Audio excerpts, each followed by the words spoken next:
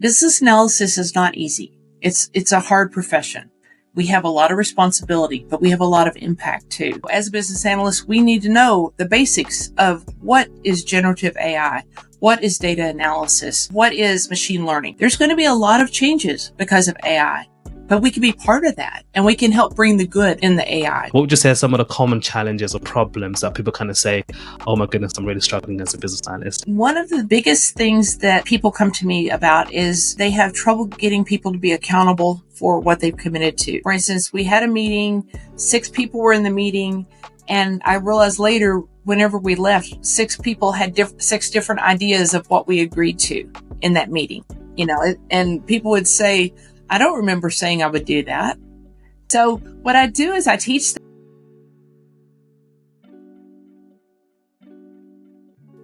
Welcome to the Inside Business Analysis podcast. I'm your host, Tanner Jacobs, and today I am joined with a very exciting guest, Thea Soehren. Thea, how are you doing today? I'm spiffy. How are you? I'm great, thank you. Yeah, I'm really, really great and excited for our conversation today, Thea. You are somebody who has so much experience in the world of business analysis. You are a practicing BA yourself, and above that, you've also been part of kind of the IIBA world for a long time. Currently, you're the Vice President of Career and Professional Development for the IIBA chapter in Tampa Bay. So that sounds exciting. And I'm sure you've obviously worked with a lot of people in that space and helped even a lot of people in this space as well. And I think based on your experience, I just wanted to really kind of pick your brain as well from my perspective in terms of your experience and the kind of nuggets and insights and tips that you'd pass down to those of us who are still kind of early on in our stages and our journeys. So I'm really excited for this conversation there. Talking about that experience that I just mentioned and looking back to kind of how things have gone for you and where things are now. Can you touch on a moment in your career where you first kind of realized okay, I love doing this business analysis stuff. This is for me. Yes. There was a day where I looked around at what was happening and realized that we could improve it. And I made the proposal. I acted as PM to get it done and did the change management, the training. The process got improved 400% within a week after implementation. And it was fantastic. I didn't know what business analysis was then, but that's what I did. I became a business analyst without knowing what it meant. But improving processes, improving people's lives, and solving problems is what we do. Yeah. That is incredible. And how, when that improvement was made, did you manage to see it in action as well and see the stakeholders kind of put it into practice and kind of not just be this process map on a paper, but actually being done in the real world? Yeah, that department, this was back in the 1980s. That department was the first one I'd ever heard of that went remote. The people went home and worked from home, and they were able to work. And their process improved to an average of 600% of what it was previously with the new process. So they're trailblazers. And through that experience, that's where you fell in love with business analysis and you started to see the impact that we do have. And I think that's actually quite a powerful lesson there. And what advice would you give to someone listening to this conversation right now who has also had a moment in their career where they fell in love, with this business analysis world and kind of thought, yeah, I really like being a business BA. I love this career. It's definitely what I want to do. But they're just wondering if this path is for them in the long run. Does it have legs, kind of future thinking? And they're just unsure. What would you say to them?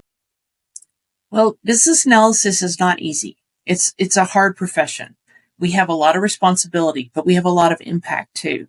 But as a business analyst, when we go into organizations, we are able to fill in the cracks of things that are needed. We are able to become the project manager or become the product owner, become the scrum master, whatever is needed. That allows us to grow. It allows us to meet the needs of our group, but also discover our own strengths and things that we like. And if, as a business analyst, you're introduced to something that you like better, what a great opportunity. But the business analysis profession may be your introduction, your opportunity to get in there and discover that, make a name for yourself. That's a very good point. So, and you mentioned that the business analyst is obviously a hard hard path to take, what would you say are some of, I guess, the key qualities that a person needs to have to go through that hard part and come out the other side, kind of, with a successful career, so to speak? I think the most important thing is you've got to, first of all, if you don't know what Maslow's theory of hierarchy is, you need to learn that. And you need to learn where you are on that, because there's sometimes in our lives that we're in survival mode and it's hard. And so you need to give yourself some grace whenever you're in that. However, learn resilience. Learn to do the things that need to be done even when it's hard. And that strength will take you through quite a bit. The quality of resilience, absolutely. I think that's a strong thing to state, and that comes up in many different ways. Even whether we're working on a very kind of tough project that's hard to kind of get over the line, or we're working with stakeholders who are just proving to be a bit difficult, and we kind of need that resilience to kind of keep going back to them and keep having those conversations and keep trying to sell the vision of the project to them. And I think that's a key thing there. And just kind of going back to, again, this idea of looking back on your career, what would you say is one achievement that you're most proud of? I know you've spoken about, the change that you brought about in the process that came about, but if there's any particular achievement that you want to pull out, or maybe more than one, that you can say, you know what, I'm really proud of this achievement that I've achieved as a business analyst so far, what would those be? Well, as a business analyst, I'm also a coach and a trainer. And in that, I've been able to help people improve their lives. I will easily say it's over 1,000 people now in my career. As a business analyst, I help people improve their lives. And one of the things that I think is fantastic about being a business analyst is you go and you make the relationship with people and you help them understand that their role, their responsibilities in the organization, how critical they are. And they blossom. They kind of go, you mean my opinion matters? What I have to say matters? And they start speaking up, and they move up in the company very often. It's quite exciting to see them come back to life, maybe after being in the same role for a while. The thing that we're able to do as business analysts very often is remove repetitive and mundane processes and automate those and give them time to be creative, give them time to address those pain points that I wish somebody had done this. Well, now they can do it because they have the information. They are the SMEs. So it's kind of like you watering a plant that hasn't been watered, and they come to life and they bloom and they grow. Wow. Do you know, one thing I love about your answer there, Thea, is that it goes to show that this is a people business. It's a people profession, should I say. And it is about helping people, and it's the impact that we have on the individuals who are on the other side of, everything that we're delivering effectively. And I think that's something that we should always keep in mind. I think maybe we can, at times, understandably, get too bogged down into the artifacts or the documentation that we create or the things that we do, and forget that actually on the other side of everything that we're talking about here is going to be a group of users or individuals or team members somewhere who will be the people directly impacted or maybe even indirectly impacted by what we're talking about here. And I think that's a powerful mindset to have, isn't it? Well, every problem has people involved. So you're never going to be solving a problem that you don't need to deal with people, either to get information and provide them feedback or to work with them, to walk them through it, to manage the change management, to provide training, to provide encouragement and support. They need us. We are the empathy people. And so we work with the people and make their lives better. Yeah, I love that. We are the empathy people. That should be on a t-shirt. I love that one. I love that That's one. true. But as you said, the BA career is hard and challenging. And so there may have been some, one or two painful memories or mistakes that you probably have made in the past that have kind of had an impact on, how you kind of view this profession, or maybe an impact on kind of that made you better. But in the moment where you went through it, it was like, oh my goodness, such a painful thing to go through. Have you got any examples of any like painful memories or impactful mistakes that you possibly made or learned from? Well, I learned from this. I learned from this, and this is probably one of the reasons I went into coaching, is because I was thinking, I wish someone had told me. So I tell people, and I'm going to tell you the story. And in some ways, it's horribly embarrassing, but it's true. I made an assumption. I was working away from my family for 6 weeks, working on getting 3 different call centers merged together into one. New applications, new everything. I had about 80% of the requirements. I was going to fly home that Friday to see my family for the first time. And I was a contractor, which means that I'm working for another company. I met with the person I was working with at that company, and I said, I have a requirements workshop scheduled for Monday. I have the decision makers, and I gave her the list attending the workshop. We're going to go over everything and get things solidified. She was smiling and nodding. So I assumed she knew what a requirements workshop meant. Had I said, as you know, a requirements workshop means we have about 80% of the requirements. We get the decision makers together to gain agreement, find any conflicts, and solidify the rest of the requirements so that we can move forward and begin implementation and scheduling. I didn't say that. I went to the airport and got a call from my contracting company, and they said, "You've been fired." She didn't know what a requirements workshop meant. And she looked at that list of people and she said, I'm going to be embarrassed because they're going to come together and realize we don't have 100% of the requirements. And so she pulled the plug on the contract. Well, as a contractor, I'm not allowed to go back to her and say, wait, you don't understand. No contact. I don't want anyone else to ever make that mistake. So say the words just to be sure you're both on the same page. And if you're not, that's great. That gives you the opportunity. I would rather say too many words and be sure we're on the same page than not say enough and something like that happen to someone else. My goodness. My goodness. What an experience there. Thank you for sharing that, by the way. What an experience. There is a, and I don't know if you probably have come across this, to be fair, this kind of theme that people kind of say that the marketplace outside of those who work in business analysis don't fully understand what we do or bring to the table as business analysts. And, it probably goes to show with that example you went through, that the person that you were kind of working with, they didn't understand what BA does, and maybe to your point, the lesson is that as business analysts, and I think people kind of see this as that we have to fight our corner, but actually maybe we just need to be clear around what we bring and what we do, or the things that we're trying to accomplish and how we go about doing things, because having that clarity and that collaboration is more important than kind of just saying, I'm a BA, so you need to listen to me and what I do. But yeah, right. But either way, what an experience. It was a learning experience that I will not repeat. Absolutely. Do you think that the BA profession has a bright future ahead, or a more dark and gloomy future ahead, and why? I think that it has never been brighter. There's never going to be a problem that has to be solved that people aren't involved, and we are the people.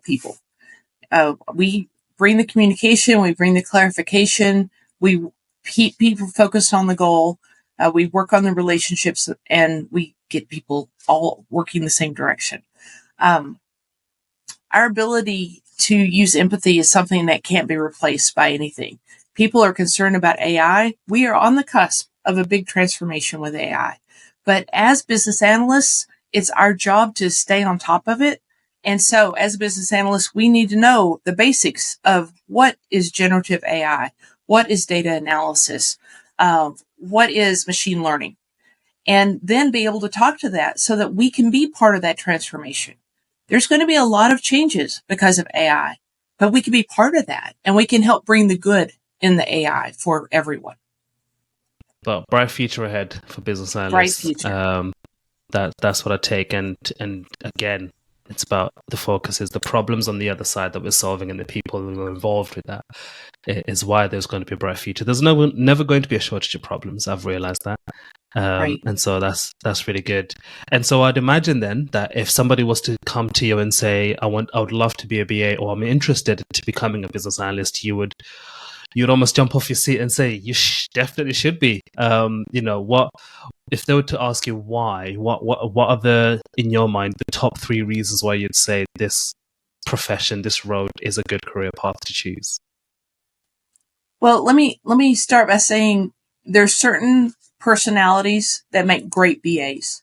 If you have any kind of analytics, strategy, and communication, especially if you're a little bit of an extrovert at least, you're going to be a great BA because that's the way we think. As problem solvers, we are not limited to a single industry. Many people, for instance, you're in accounting, you can be in a lot of industries, but you can only be in that niche. I can be in back office, front office for any industry. I've worked everything from greeting cards to nuclear power plants. It's been fantastic. And I've learned from every single industry. You're not limited, which is something I like.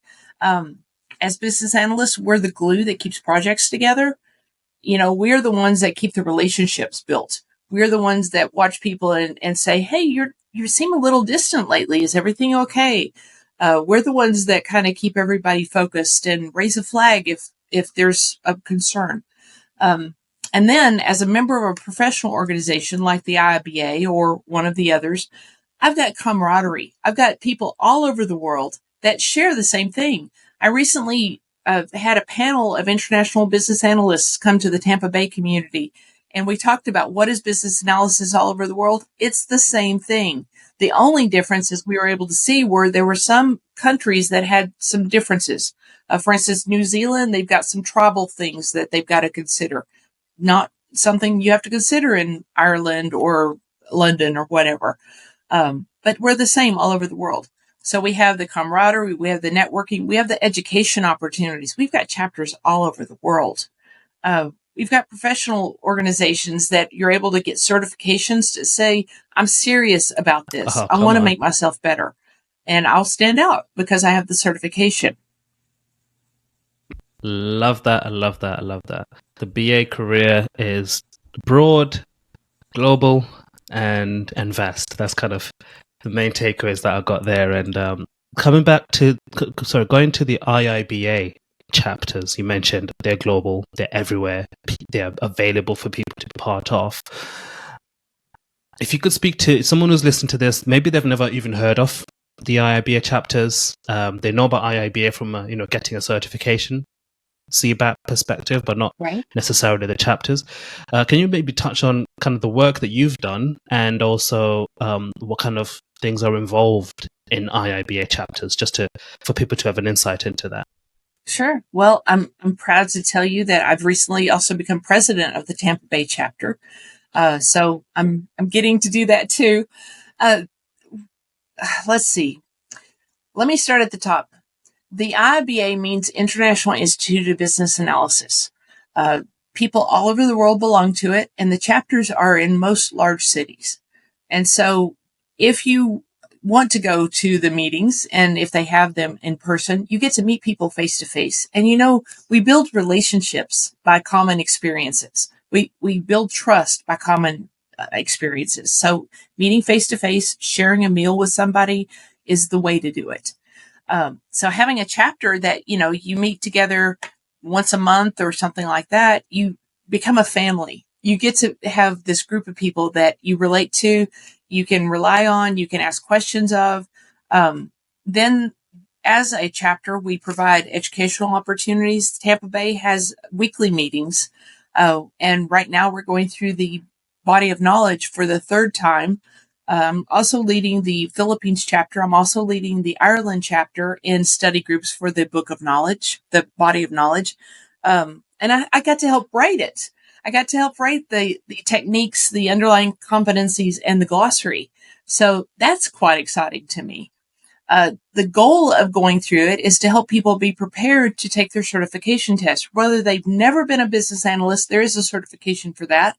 If they've only been a business analyst for a little while, or if they have years of experience. But you know what? If you've been a parent, an analyst, a coach, a salesperson, a manager, you've done business analysis.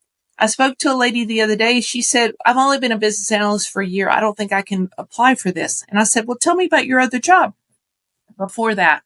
She said, well, I helped organize different police organizations and drug organizations to come together to shut down gangs. And I said, oh, wait a minute. That was business analysis. You figured out who your stakeholders were. You figured out how you could communicate with each of them and what they needed from you. You figured out how to get everything organized. You got the job done. You created documentation to explain to people what had happened. You got everybody on the same page. That's all business analysis. She was able to apply for her CBAP after that. With that understanding, I helped her with her application. No problem. We're good. Okay, so the chapters sound really cool and really interesting there. And are these things that people effectively join or become a member of? Is that how they work? Well, when you join the IIBA, you can choose a chapter, and you can choose many chapters from many chapters all over the United States or the world. And it doesn't have to be the chapter that you live closest to. It can be the chapter that you feel most welcome to. In the Tampa Bay chapter, we have people from every continent because people appreciate what we do. There are chapters that charge money for special events like training. We don't. So it makes us a little more interesting to a few people. But you can join a chapter whenever you join the IIBA. But joining the IIBA also gives you access to 11,000 book library, courses, training, magazines. We always are putting on events, and there's conferences. I went to the Building Business Capability Conference and spoke not very long ago and got to meet so many people that I've known on LinkedIn for years, but I'd never met them. And it was so wonderful to enrich my world because LinkedIn kind of means we don't have boundaries of geography. You know, you can talk to somebody from anywhere in the world, learn from them, help them. I do a lot of introductions. Yeah, really, that's really great to hear. So if you listen to this and you're not currently part of any IIBA chapters or anything of that nature, definitely I'd recommend to check it out. I'm assuming people can just go to the IIBA website and then do a search of chapters that exist and then effectively choose one that they'd like to, or more than one if they want to. Yeah, that's great. And they're welcome to reach out to me on LinkedIn. I'm happy to help answer questions. Absolutely, yes. I will put the link to your LinkedIn profile in the show notes of this episode, so people can definitely connect with you there and ask questions, or even just connect with you following from this discussion. So, as somebody who has worked in business analysis for a long time, and also helped, as you've said, thousands of BAs in some shape or form through coaching, through training, through mentoring, one-to-ones. A lot of us probably work in silos. We're probably the only business analysts on a project. And so we may think that my problems are unique and my problems are kind of personal and I'm the only BA in the world who faces them. But actually, maybe it's such a common problem that everybody faces it. Just that we don't potentially have that vantage point that you've got, having, you know, this exposure and experience that you have. What would you say are some of the common challenges or problems that people kind of say, oh my goodness, I'm really struggling as a business analyst, and like, Thea, please help me? That's a great question. One of the biggest things that people come to me about is they have trouble getting people to be accountable for what they've committed to. For instance, we had a meeting, 6 people were in the meeting, and I realized later, whenever we left, 6 people had 6 different ideas of what we agreed to in that meeting. You know, and people would say, I don't remember saying I would do that. So what I do is I teach them how to use Eracy, and I've added a couple of different fields and processes to using Eracy. In fact, I'm doing a presentation in Kansas City on that in a few days. I teach them techniques that they're naturally accountable. And so you don't have to say, you said you would do this. Everybody already knows you said you would do this. So it brings natural accountability. If they say, I don't know how to handle a situation, it's always going to depend on that situation. But I'm happy to walk with them through that. Very often what I've discovered is we don't trust ourselves enough. We have imposter syndrome. And what we have to do is we have to pull back and look at the big picture and say, so what needs to be done? And then just go do it. Sometimes we're so focused on a problem, we don't see the big picture. So looking at the big picture is important. remembering what the goals of the project are, and remembering your comrades in the project. They all want to succeed, and you want them to succeed. They want you to succeed. So you're all on the same team. You're not adversaries. And that's what some people, they start thinking, they think I'm dumb. Well, okay, you think they think that, but you don't know. You're assuming. Assumptions are dangerous. So I tell them to back up and see the big picture, and then figure out the next thing and move forward. Be sure your communication is clear. The agendas that we used to use on every single meeting have not been used for years. We need to go back to that. People need to know why they're being asked to come to a meeting, what they're being asked to bring to the meeting, what's going to be expected of them in the meeting, especially if they're an introvert. You don't call on an introvert without giving them advance warning and telling them why you need them to make a presentation or speak about a topic or a problem. Prepare people, be on their side, equip them to succeed, and they're going to support you just like you're supporting them. Amen to the agendas. Oh my goodness. I miss those agendas when they were so clear, and you could make a decision about whether you had to be there or, Right. okay, I can skip this one because that's not really linked to what I'm doing. Or I'm interested in the outcome of the conversation, but not the discussions within them because I'm not involved in that. I do miss those days when they had clear agendas. Now it's a meeting invite with very minimal understanding of what the invite's about. And then usually the first 10 minutes, everyone's like, so what's this about then? Right. Well, what I tell people is you set up your agenda and you send it out and you identify who the critical players are. If those people can't attend the meeting, you have to reschedule the meeting. And then whenever you open the meeting, you say, our goal here today is to accomplish this. And if you have to time box things, time box it. For 10 minutes, we're going to talk about this. We're going to make a decision and move on. Then at the end, you need to have your notes. And if I have trouble running a meeting and taking notes at the same time, so I asked for a scribe, and I asked them to use the RACI format. So that way, if decisions are made, we know who agreed, it's documented. And if there's a task to be done, we know who's supposed to be accountable, responsible, informed, and I forgot the other word. What's the C? Consulted. Thank you. I'm so sorry. Anyway, you need to know that, and then go over that at the end of the meeting. In this meeting, we agreed to these things, and you were going to do these things, and these are the people. Is there anybody else that needs to be gone? Okay, we're going to be publishing this. Everybody's going to know. So it makes it a lot easier to get it done. On that point, I would love that RACI matrix, I guess, template, if I can call it that. The one that you said you've extended, you've added some bits. That would be really cool to see. I have. I've added things like, how is it going to be delivered? When is it going to be delivered? I mean, who's it going to be delivered to? Isn't it horrible whenever you're waiting for something on email and they send it to a Teams folder? Yep. I could have been working on it. Yes. Oh, yes. And Teams folder with no notification or heads up to say, hey, I've put it here. Exactly. I've been there. Exactly. I've been there.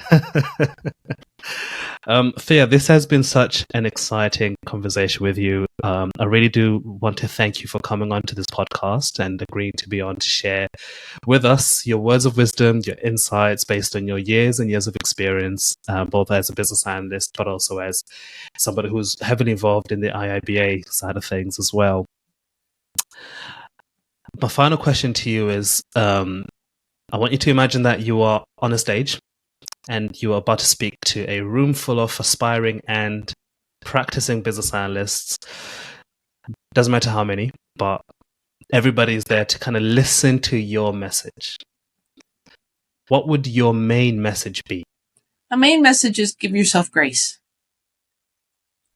We spend so much time being critical of our own performance and worrying about what other people think. Give yourself grace, because if you don't, you handicap yourself. You don't need to spend time criticizing yourself or rebuking yourself for what you've done. I liken it to you're about to run a marathon and you stab yourself in the thigh. You have handicapped your performance because you have done this thing. Why would you do that? So stop doing it. That's my one thing. I have so many more, but that's the one thing. And that's a strong one. Honestly, it's a strong one. I think it's a strong one. And that vivid picture that you just painted there, I think is really powerful to hit the point home. So thank you for that message. Very strong message. And the key takeaway to everyone listening is stop hindering your performance or stabbing your own thigh whilst you're running your marathon. I love that. Thank you for your message there. Once again, it's been a very exciting conversation there. Thank you so much for coming onto the podcast, sharing with us your words of wisdom and your knowledge. I've really enjoyed this conversation, and I've also learned and taken away a few things myself. Good. Well, it's been a pleasure. And thank you so much for doing this for BAs all over the world.